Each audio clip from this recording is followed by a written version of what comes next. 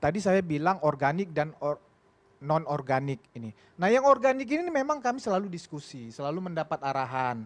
Ya misalnya kayak begini, sudah nggak usah ngapain Selain arahan dapat operasional nggak? ribut-ribut dengan Pak JK.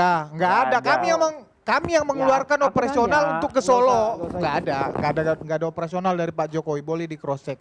Nah, jadi ya ini tidak terorganisir, kan ini di medsos Mbak Elvira.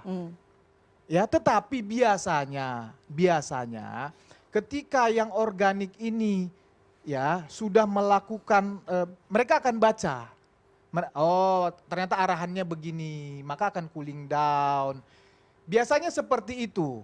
Ya, tetapi sekali lagi kalau dia spontan itu berdasarkan hanya semata-mata kecintaan mereka sama Pak Jokowi, maka siapapun yang mereka anggap merugikan Pak Jokowi secara tidak diorganisir, mereka bergerak semua. Itu spontan. Sangat menarik melihat bagaimana narasi organik dipaksakan dalam sebuah diskusi publik. Ada beberapa poin yang terasa sangat kontradiktif dan patut dikritisi.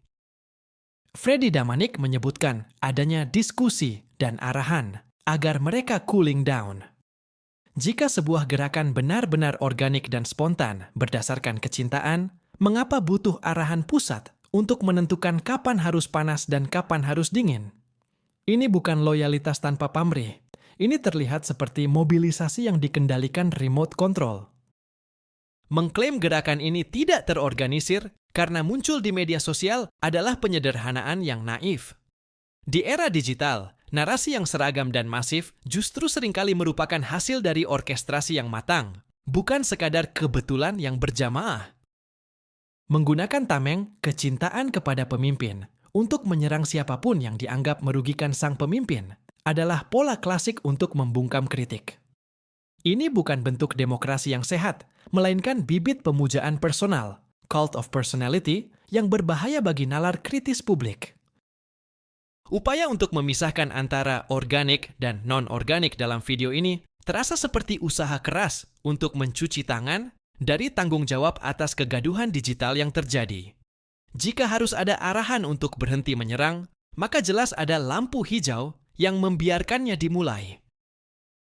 Orang mengatakan sebaiknya Pak Jokowi memperlihatkan saja ijazahnya, itu seolah-olah membela Roy Suryo. Gini Bang, karena Pak Jokowi katakan yang sudah dicintai begitu banyak termul ini, sejak awal ya mengambil posisi di situ. Ya, ini harus dibuktikan di persidangan. Dan sampai terakhir minggu lalu masih ngomongnya seperti itu. Sementara Roy dan kawan-kawan ini termasuk kuasa hukumnya memainkan narasi sebaliknya. Sesimpel itu sebetulnya. Iya, makanya kenapa tiba-tiba setiap orang yang mengatakan tunjukkan saja. Tiba-tiba itu seolah-olah ikut bersama dengan Roy Suryo. Belum tentu juga loh. Cuma orang memang melihatnya solusi yang paling tepat, elegan dan sebagainya itu ya tunjukkan. Kan bukan sekali satu orang dua orang menunjukkan itu. Dan mereka sama sekali nggak punya hubungan dengan Roy Suryo. Saya rasa nggak begitu Bang. Jadi karena ini kan sangat tidak berdasar ya. Apa sih? Kita kan juga harus memberikan pelajaran. Ada hakim konstitusi juga yang pernah dikait-kait di apa namanya itu ya, bukan dihubung-hubungkan ya. Pernah diminta soal keaslian ijazahnya kan. Dan dia melakukannya, langsung memperlihatkannya. Ini ijazah saya, selesai. Nah, apakah itu dikaitkan bahwa ia seolah-olah mau mengatakan mendukung Roy Suryo yang meminta supaya ijazah Pak Jokowi itu diperlihatkan secara terbuka? Kan enggak. Enggak, ini enggak apple to apple Bang. Makanya. Ini Kan enggak apple to gitu. apple. Jadi Pak Jokowi itu pertama presiden. Yang kedua, orang-orang ini konsisten. Orang-orang ini konsisten terus menyerang Pak Jokowi. Iya. Sedangkan Pak Asrul Sani nggak ada lawan politiknya, iya kan? Bang. Ini beda, Bang. Itu jadi, kan itu kan sama seperti dengan apple to apple. Sama Gini, seperti Bang, dengan mengatakan Pak Jokowi kalau orang mendukung Pak Jokowi supaya masuk prosesnya di pengadilan, belum tentu dia dukung Pak Jokowi juga loh. Yang nggak masalah. Nggak makanya masalah, Bang. itu yang maksud saya. Anda misalnya, Anda kan nggak terlalu setuju segala hal masuk ke pengadilan kan, masuk ke polisi kan. Dalam konteks ini saya setuju itu memang harus dibuktikan di pengadilan. Iya, Anda kan mengatakan itu tadi begitu kan. Apa-apa jangan lapor. Saya betul. tidak setuju di situ. Itu dia. Jadi ada orang yang merasa ini kok lapor sana lapor sini. Jadi yang ia kritik itu sebetulnya bukan apa aja. Kok pakai lapor-lapor polisi segala sih? Kan sederhana aja perlihatkan. Oke. Nah, itu ngikutin Baik. dirimu sebetulnya Baik, gitu. Bapak. Ada ironi yang sangat kental dalam penjelasan mengenai gerakan yang diklaim organik ini. Mari kita bedah logikanya yang terasa dipaksakan. Freddy Damanik dengan bangga menyebut adanya diskusi dan arahan agar massa melakukan cooling down. Jika sebuah gerakan benar-benar organik dan muncul murni dari hati nurani rakyat, sejak kapan mereka butuh tombol kendali dari pusat?